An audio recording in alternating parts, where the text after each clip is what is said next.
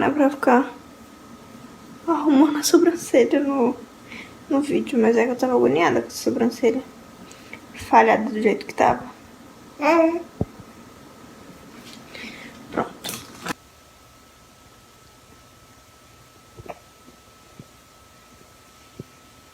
É minha princesa, filha. Agora eu não quero que conversem comigo enquanto eu tô mamando. Uma coisa que eu acho ridículo é quando eu tô amamentando ela e alguém vem falar alguma coisa pra mim, tipo, ai, tampa esse peito, ou algo do tipo. O peito é feito pra amamentar, minha filha. Se você acha que é feito pra outra coisa, tá muito enganado, porque, pelo que eu saiba, sai leite justamente por isso, pra você amamentar e nada além disso. Então, não é minha vida. Eu não tenho vergonha não de tirar o peito. Por exemplo, quem eu tô assim amamentando ela, eu não tenho vergonha nenhuma. E se ela estiver com fome, eu tiver com um vestido e não der pra...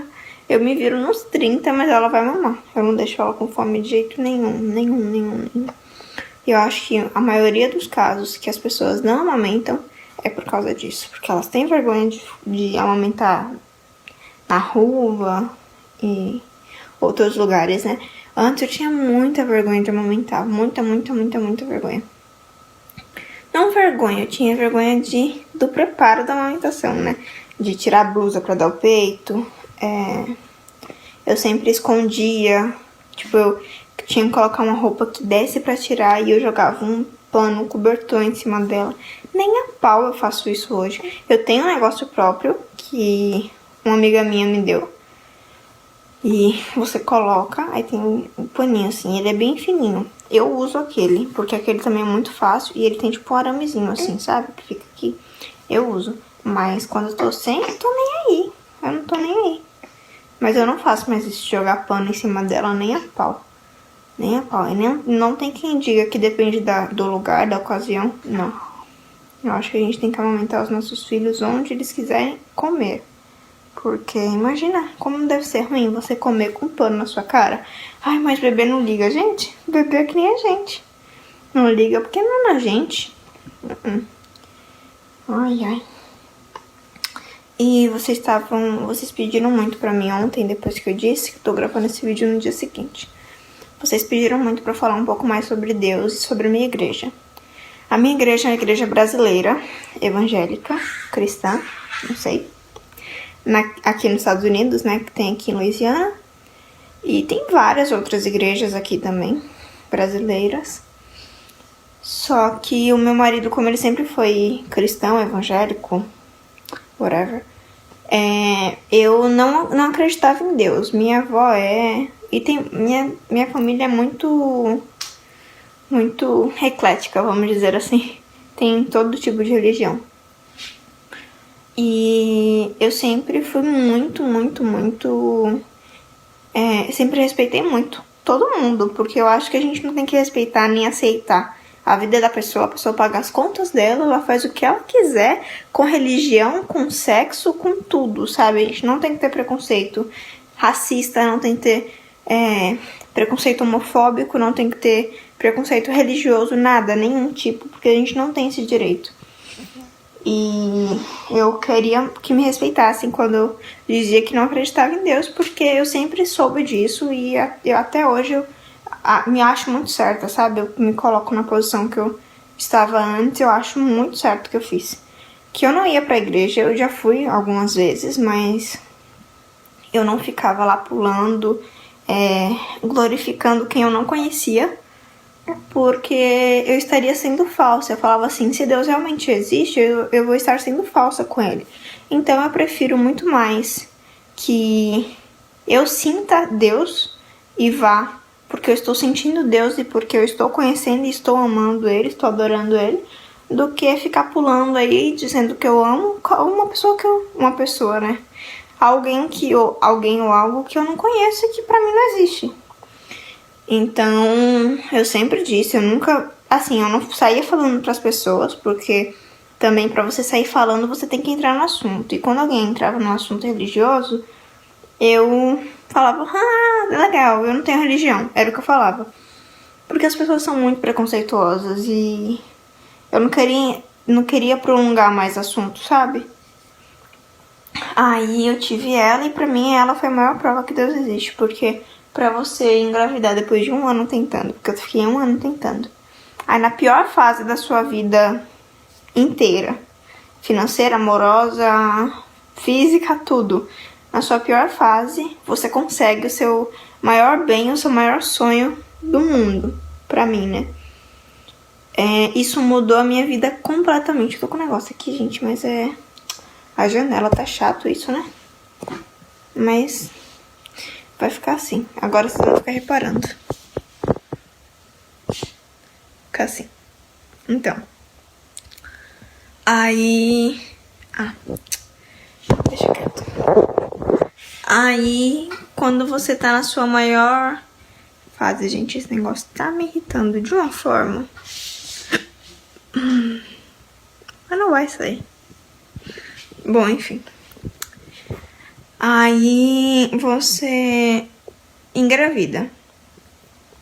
Boca seca. Você engravida. Depois você descobre que você tem hiperêmese gravídica. Então sua gravidez não vai ser legal. Você fica enjoando, passando mal, vomitando. Com 16 semanas você descobre que sua filha tem uma doença mental ou uma síndrome ou qualquer outro tipo de doença muito grave. Não, nada... Assim, pra mim, quando eles disseram que ela tinha algo, eu pensei assim, não. Tomara que seja uma síndrome de Down. Era a única coisa que eu pensava. Eu nem falava, não, tomara que ela não tenha nada. Porque eles falaram com tanta certeza pra mim. E... Porque pra mim uma síndrome não é uma doença. Pra mim a síndrome não é um problema. Não é um castigo. Pra mim uma síndrome é uma criança especial. E você... tem uma criança especial, então você não tem que como fala? Chorar por isso? Não sei.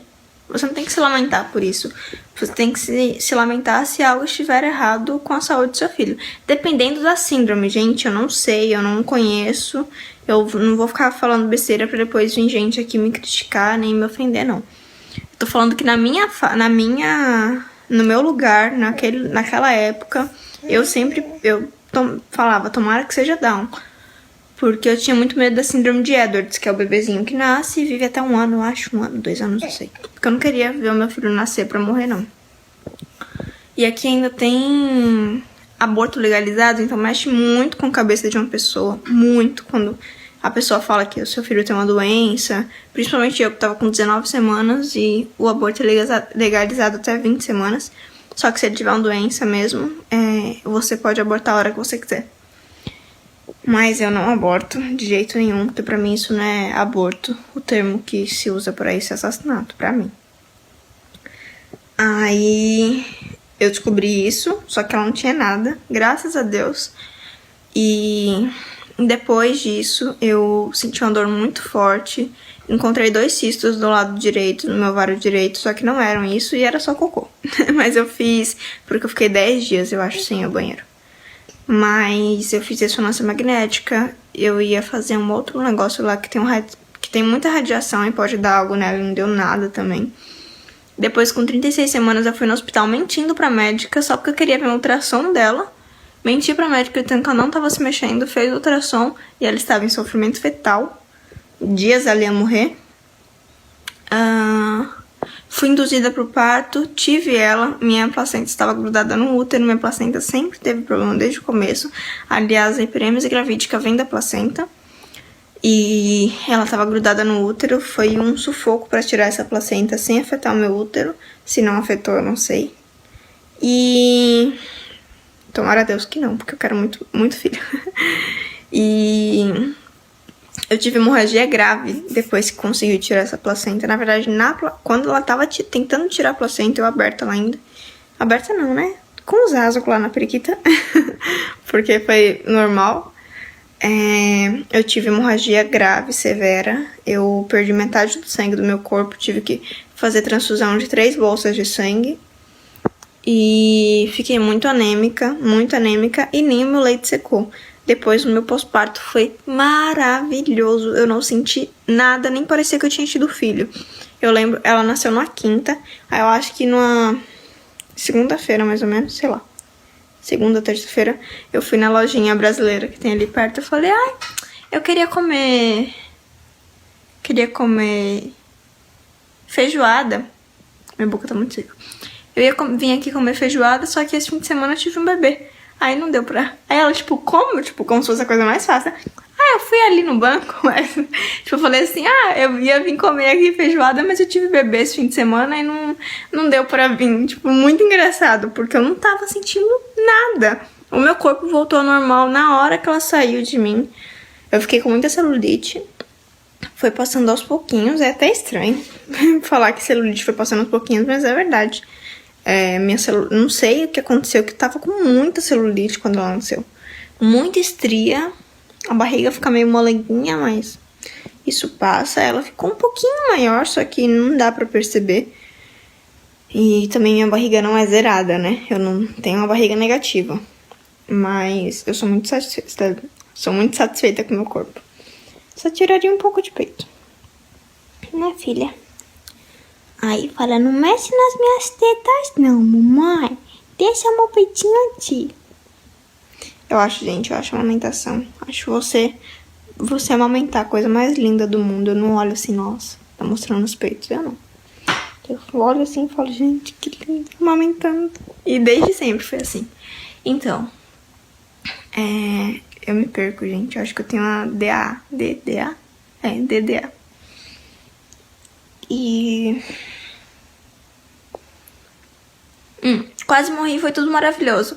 Aí depois eu peguei e parei pra pensar. Eu falei, gente, como Deus não existe? E era um negócio que realmente me tocou, sabe? Eu não sei se realmente foi na hora que ela nasceu ou se foi depois. Eu lembro que eu pedi muito pro meu marido pra gente ir pra igreja e ele não tava indo. Eu falei, não, vamos. E a hora que a gente tava lá, o pastor falou, né? Ai, quem quiser aceitar Jesus, falou as coisas lá, vem aqui na frente. E eu tava doida pra ir, doida, só que ele não ia, ele não tava, tipo, ele não ia porque ele disse que ele já era, como eu posso dizer? Batizado? Acho que é batizado. Ele já era batizado, convertido, talvez. Aí eu falei, não amor, mas você tá afastado há muito tempo, então vamos lá. Aí a gente foi e até então eu acredito em Deus e eu acho que eu sou muito abençoada desde o dia que eu nasci. Só que tenho certeza, que a pessoa ela tem que ir por ela, não por ninguém. E tem muita gente que tenta obrigar você a ir, e eu acho isso super errado. E é isso, gente. Minha igreja é muito legal, tem muita gente lá. Amanhã é domingo. Ela vai ser apresentada na igreja, né, meu amor? E eu vou tentar gravar um pouquinho na hora que eu estiver entrando, na hora que eu estiver saindo. Porque gravar na igreja eu acho um pouco desrespeito, né? Não sei. Eu vou tentar gravar na hora que ela estiver sendo apresentada. Mas eu não vou ficar lá com a câmera enquanto estiver tendo culto, não. Porque a gente tem que prestar atenção, né? A gente tá indo pra lá pra ouvir a palavra de Deus e conversar com ele. Não ficar conversando com os amigos, né? Porque pra mim vocês são minhas amigas. Mas é isso, meus amores. Ela tá mamando ainda. Um beijinho e até o próximo vídeo. Tchau!